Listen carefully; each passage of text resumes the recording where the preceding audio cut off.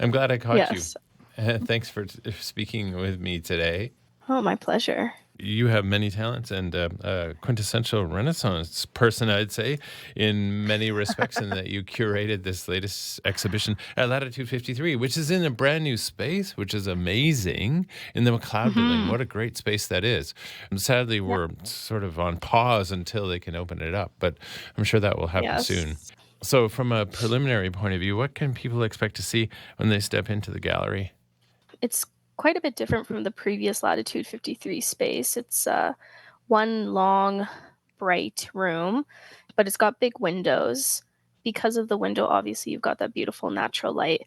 But a part of the curating that I really appreciated was the fact that folks walking by could engage with the space, and also recognizing that the street that it's on is it's a busy street, lots of different folks, lots of unhoused folks are there, a lot of indigenous folks are in the area, and I really liked the idea that folks could engage with the art from the street, because some people are intimidated by spaces like that, so they might not go in, but at least they can engage through the windows. So, is this a one step towards taking art into the street and making it accessible? Do you like that idea that it's accessible for anybody? Yeah, very much so. I Accessibility is a big thing for me. This is my first time curating. The art world is very can be really intimidating, Hmm. um, and inaccessible. So that was something that I was considering as somebody who feels like somewhat of an outsider to. Now, the exhibit is called They Mhm. Said So. It's a collective of different artists. Can you unpack the title Mhm. just a little bit? What does that mean? When this project was being conceptualized with my auntie, it was originally called She Said So, and we were thinking a lot about our grandmothers. I'm Métis and Dominican, and it was my Métis auntie, and we were talking a lot about her mom, my grandmother, her grandmother, my auntie's grandmother, my great grandmother, and so much of Métis women's stories are not. You don't hear about them. You Hmm. hear about Louis Riel, who we love. You hear about the Dumonts and all of the battles and things. But what you're not hearing about is the stories of the women, and the stories around the table. And as I was in growing up, we have a family farm just northeast of the city, and so much of who I am today was like shaped around that kitchen table and the talking and the lessons that were there.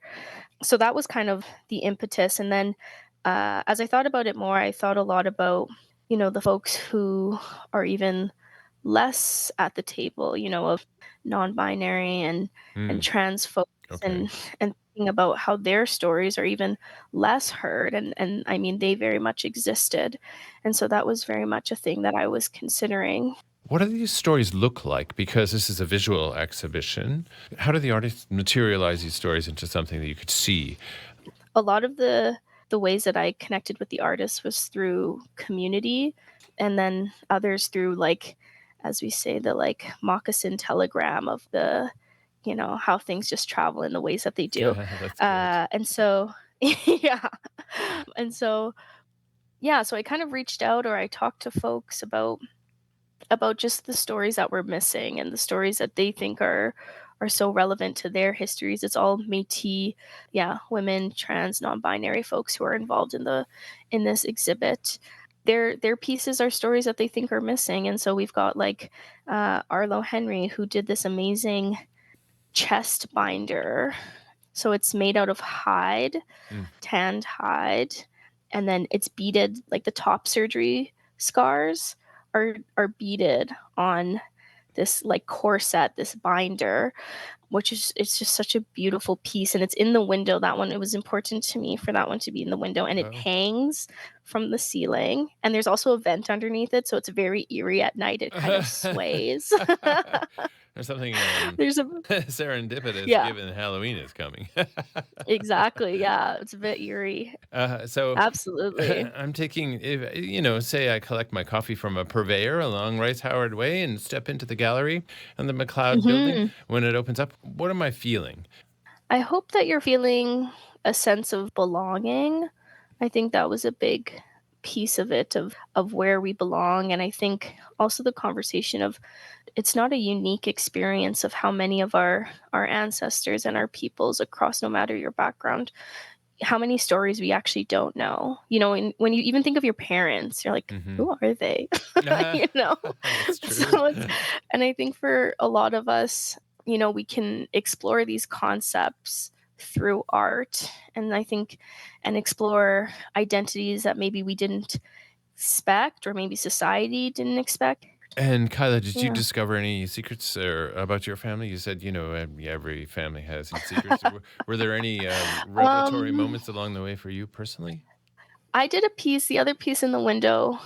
When I was conceptualizing it, I was thinking a lot about my grandmother, who was very formative to who I am today. And I was thinking about, like, sitting around and sitting at the farm and listening to stories. And so I wanted a chair. At first I wanted a rocking chair, but then the way it shook out is it was a willow chair. Okay, And it beautiful. was actually, it was just out on the farm outside. It's just this chair that we've had forever.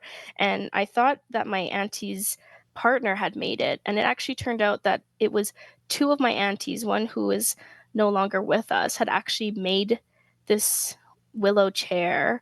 And I was so delighted at that little fact of these women working together to make this beautiful chair. So that's not like a very, intense secret, but Yeah, but a little learning along the way. and a little self-discovery along the way, and that's kind of what it's about, and Mhm. opening up the doors and welcoming in everybody to share in that Mm. experience. Well, I'm excited to have an opportunity to see this, and I can't wait until it opens.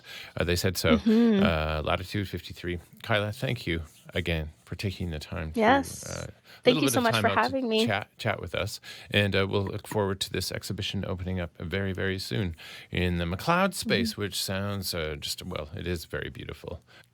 One final question: can I play a piece of music for you? Let's do okay, I don't know how you pronounce his name. John Angiak, Angiaiak. Okay. I'll rock you to the rhythm of the ocean.